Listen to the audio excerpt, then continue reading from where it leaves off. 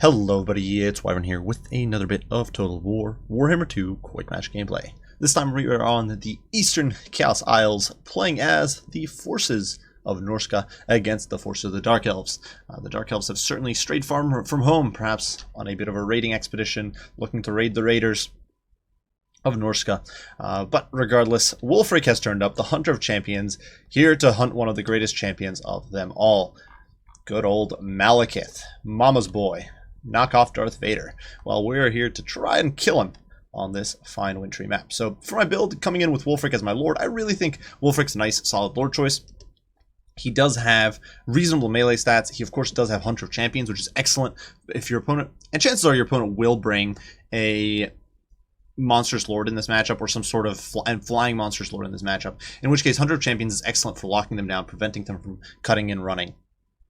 So a really good tool there. Fight or Die helps keep his troops in the fight. It can help himself keep in the fight if needed. And of course help get that burst of damage. And Seafang, which is a nifty spell if you need to break an infantry line. If you need to slow and snare, say, light cavalry or a Scourge Runner chariot. Or honestly, even a Lord. It does apply that Frostblade effect, which can be very, very useful. Now alongside him we do have a Skinwolf Werkin. In my opinion, a very useful hero. He's got very good combat stats, or I say very good, he's got solid combat stats. He's got decent armor, which is souped up a bit here through the use of Ruinous Flesh, grants an extra 23 armor, and of course he's going to be applying that to all surrounding units, which, you know, bumps some of these guys up to more respectable numbers. Like Berserkers going from 15 to 38 is over doubling of their armor. Wulfric going up from 100 to 123, that's pretty nuts. Now obviously Dark Elves have a lot of AP missile play, but they also do have a lot of non-AP melee stuff, especially stuff like the Dread Spears or Black Arc Corsairs and Sisters of Slaughter, all non-AP and all kind of negated by that. Also missile resist, it's just nifty. It does help protect you against that heavy AP missile play. Now for a caster, we have gone with a Familiar Balefiend of Shadows. Not much to be said for this guy. I really like Familiar Balefiends. I figured if my opponent went with a more armor-heavy front line, he'd be able to apply that armor stirring effect. He himself has From the Mist, so he's able to boost his own missile resist. We've got Evasion to help us survive. Enfeebling Foe to weaken enemies' key targets, and Melkoth's Miasma, once again, a great snare, as well as good for damaging enemy infantry targets. And Arcane Conduit gives you more winds of magic, so it's nice. Now, our front line here, pretty cheap, though not that cheap. 2 Marauders, 2 Berserkers, as well as the Brutes of the Hound Regiment of Renown. Berserkers, of course, are very difficult to break, can do lots of damage very quickly, and will melt all the cheaper Dark Elf infantry options. I believe Brutes of the Hound will even butcher Sisters of Slaughter very, very easily.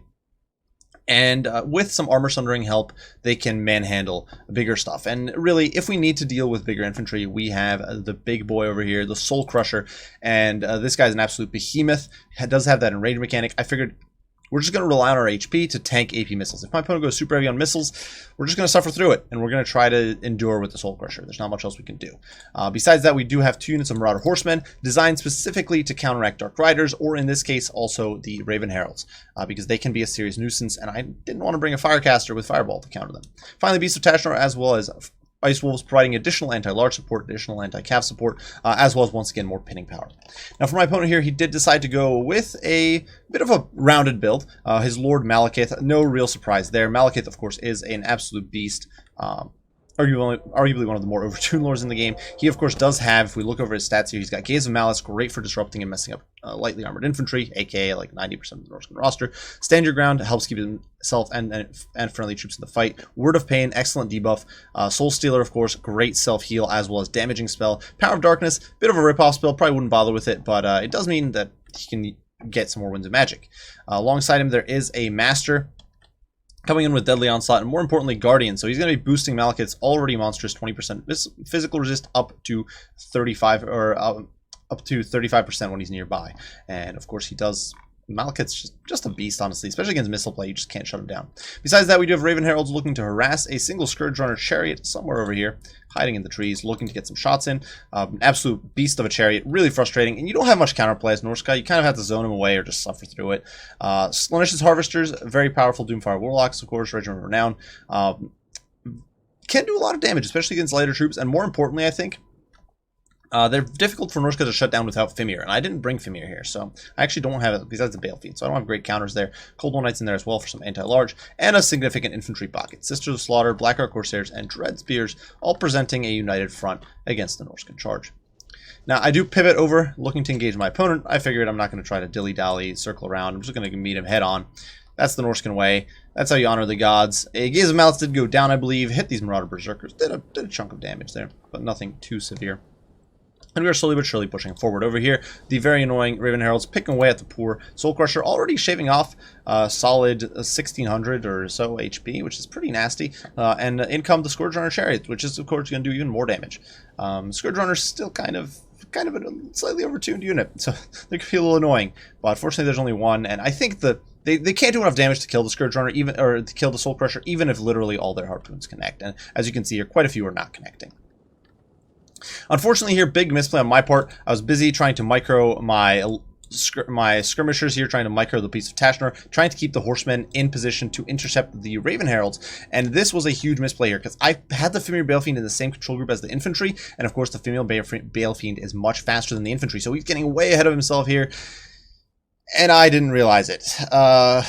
Yeah, so bit of a mess there. And we haven't casted any magic. We haven't gotten any value out of this guy. My opponent only now notices it. So neither of us are really paying attention. We were both focused over there. But my opponent is going to get a very cheeky, very cheap shutdown here on my poor Familiar Balefiend. So just a massive misplay on my part. I'm losing my caster. Got no value out of him. In the meantime, over here, the Marauder Horsemen is slowly but surely getting chipped away on by the Scourge Runner Chariot, as well as the Raven Herald. So they have not traded sort of unevenly. They've actually killed more Raven Heralds than they've lost Marauder Horsemen so far, which is pretty solid. Raven Heralds, of course, very expensive investment. If you can pick them off, that is a good win. Unfortunately, losing a caster here for basically nothing, a little bit of Melkoth Miasma on the Sisters, really not value. But I'm simply going to be charging in here. Infantry going in. The Mammoth is going to actually pivot and look to get a brutal engage here on the Sisters of Slaughter, who are, of course, the key target. And the Soul Crusher is taking no prisoners, just piles through and crushes this Dark Elf line. In the meantime, Malekith engaging, looking to reinforce his line himself. Wulfric here did pop the fight or die, boosting up this entire line, and now is pivoting back to engage on this cavalry and try to do a number on him. So definitely sort of a bit of a back and forth here. My opponent took advantage of the situation to try to get a rear charge in. We are able to sort of interdict here.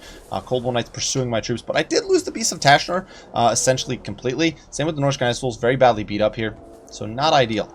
That said, in the pits, the Dark Elf infantry is basically screwed, being terror routed, getting run over by the very angry Soul Crusher. And of course, Norscan infantry is very quick on its feet, and is going to be able to pursue and murderize these guys very, very efficiently. We did actually cast a Sea Fang, which I missed, but that did slow these guys down a little bit, which is what was that debuff you saw there. In the meantime, we were trying to chip down these Cold War Knights. My opponent firing in, I believe, against Norscan Souls, which I think is kind of a waste of ammo on these guys, to be honest. Would probably be better spent on the Soul Crusher or the Marauder Horseman, but perhaps doesn't want that slow going into the late game. Wulfric here doing his best, but unfortunately I can't really keep these guys pinned in place, and so the Dark Elf cavalry contingent simply flees. That said, we did get a bit of a victory here. The front line for the Dark Elves collapsed, the Dread Spears eradicated. That only leaves this handful of sort of token front line. The cavalry did disengage. We lost some of our troops. The main problem right now is that I do not have my caster. The master over here chased him off the field, which is why that he's loitering all the way out there. And in the meantime, my Marauder Horseman here getting chipped down slowly but surely by these very annoying Scourge Runners. I kind of figured I'll trade the damage. But it's definitely not ideal, and Malekith is going to get a little bit of a dive here, knock off a few more models, and just being an absolute nuisance. I do try to counterattack here, trying to pivot around. I actually drop a Hunter of Champions, but Malekith simply flies away. Nothing I can do to stop that, really. In the meantime, my Rampaging Infantry simply running straight to the Dark Elf line, but I don't really care too much, because those Dark Elves are almost screwed. In the meantime, we are rallying some of our troops. Got our Beasts of Tashnor back. My Hounds, my Ice Wolves are all the way out here, so we're actually going to pivot them all the way around the map. Try to get them in, back this way, because I don't want to get engaged by any of these enemy troops. In the meantime, we're getting chipped away at, once again, the Raven Heralds being absolute nuisance. I've been using Enrage basically on cooldown just to try to keep the Soul Crusher's damage as low as possible. Beautiful Gaze of Malice here does a lot of damage to my Berserkers, which is not ideal. But in comes Wulfric as well as the Soul Crusher and crushes some souls. These ladies are not going to last very long. Stand our ground or not, Mammoth, with its monstrous charge bonus of 68, is going to squash them like bugs. And once the rout kicks in, they're not sticking around. Now, a nice breath attack once again, really mulching my troops. Very frustrating, and you can see I actually pulled my Marauders back here because I didn't want them getting mulched by Malekith's breath attacks there. but we were able to break this infantry line and actually, I believe, shatter it in its entirety. So definitely a big win. Unfortunately, over here, the Skin Wolf does get caught. Word of Pain going down on him from Malekith. My opponent trying to make good use of the spells there. But I'm going to charge in from the rear with Wulfric. Unfortunately, the Hunter of Champions is on cooldown right now. We do get a meaty little booty charge there. Malekith up to 125 kills. He's been doing work. And drops the Soul Stealer on my backline here, actually hitting basically all of my troops and just really, really mulching them. So really, really good stuff there for my opponent. Malekith here squeaking away. The Skin Wolf working, sticking around, fight or die, helping him out. And of course, one of the nice things here is that the Workin is regenerating. So this guy will sort of heal up to a decent amount over time, and then that's definitely a big win. In the meantime, if we can pin these guys in, which we're trying to do here with Wulfric especially, as well as the Workin, we can then push in with the Brutes of the Hound with all these troops and try to pin them in. And Javelins sort of picking away at the Raven Heralds, knocking off a few models. At this point, probably should have been saving ammo. I do try to last second charge in to net the Master down by keeping him stuck in melee, but we fail, so that's a little unfortunate that he squeaks away. Definitely going to be a pain later in the game, because keep in mind, he provides that Guardian Aura. A beautiful breath attack there on the Soul Crusher that I did not dodge. And in the meantime, I'm taking all my cavalry to knock out the cold ones.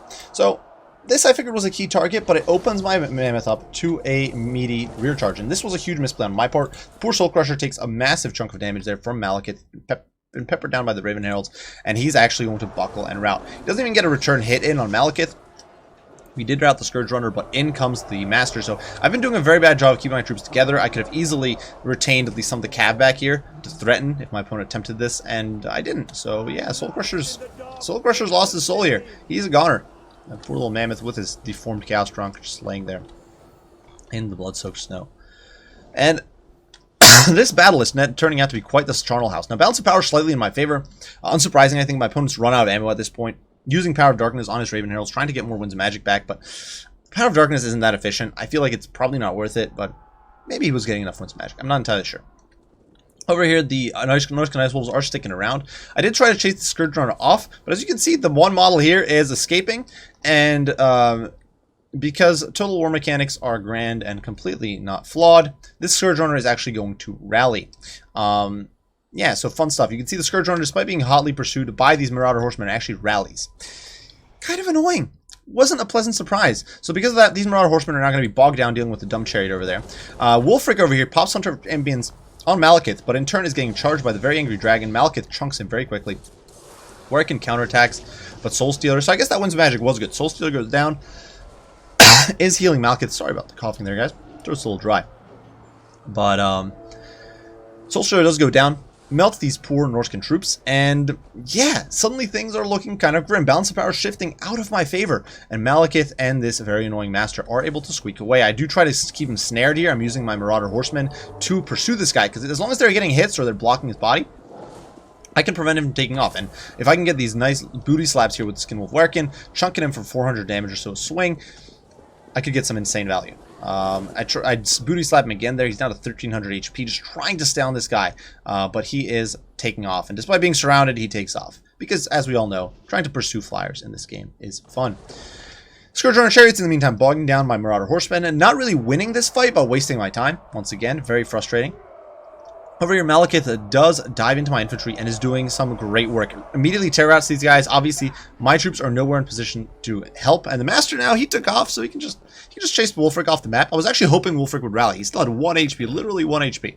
So I figured if I can get Wulfric to rally, it'd be a huge win just because it would keep my balance of power solid, and maybe I can get one more Hunter of Champions, or even a Sea Fang, and potentially net these guys down on the ground, get them killed, because honestly, the Skin Wolf Workin is still an absolute beast, even if I do lose Wulfric. Unfortunately, it doesn't happen. Wulfric is going to be pursued off the field. A huge loss for the Norscan forces. And Malekith, in the meantime, I'm trying to sort of save these Scourge Runner Chariots, because right now, he does actually Power of Darkness here, actually bleeding those guys down a huge amount.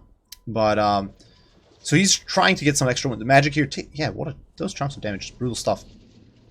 But now my opponent's in a bit of a predicament. Balance of power is certainly even. However, now all he's got left in his army is flyers, because we removed those Scourge Runner Chariots. And he does manage to tear out the horsemen, unfortunately the wrong way. They actually fall back this way.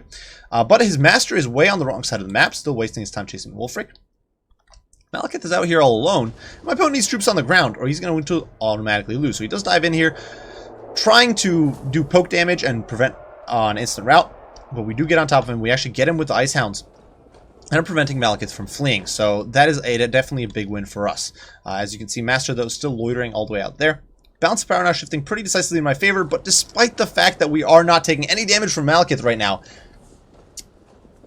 we are getting screwed by army losses, or really general losses. Because Malekith has fled the field, my leadership is now trash tier, like trash beyond dumpster tier. All of my troops are now fleeing, despite the mere proximity to Malekith. Malekith isn't even fighting back. These guys were just chasing him. They were routing, and so Malekith is just able to leave. Balance of power is now dead even, and we're at the 11-minute mark now. So it's just, this game still far from decided. Werken is sort of rallying here. I figured, you know what, if I can group all my troops together and then pull into the woods, that would be ideal, because I can prevent my opponent from escaping easily and cycle charging me. Obviously, I don't blame him for this. This is like, if you've got flyers like this, go for it. Now, unfortunately, Gorbel effect hits the Skinwolf Werken there, so he gets ping-ponged around. Fortunately, Malekith, though, is taking damage from the Brutes of the Hound. They still have 11 models. They hit pretty hard. And the Marauder Horsemen, the ones on decent HP here, are able to get in on him and pin him down. Once again, Malekith, if we can pin him down, pen him in, we can do quite a bit of damage, especially from the Werken. And I'm trying to get my infantry here into the fight. Just get bodies in there, especially to muck up the Master. But unfortunately, Master goes in. He's going to provide that Guardian Aura. And he's kind of distracting and blocking my attacks here. So, yeah, Skinwolf Werken here getting blocked out. I'm trying to shut down the Master now because he's closer to me than everything else. And once again, terror is kicking in. That meaty charge from the Master is forcing a mass rout here. Almost my entire army is gone. Only the Brutes of the Hound, of course, courageous loyalists of Khorne fighting to the bitter end, because they do not care whence the blood flows, only at it that it does. And Malekith here just diving in all over my Werken and melting these Brutes of the Hound. It's an absolute blood-soaked charnel house. Werken is not going down without a fight. He is fighting tooth and bloody nail. Or tooth and claw, perhaps. Just not giving in. Marauder Horsemen rally. That terror, not enough to force them off. Werken collapses.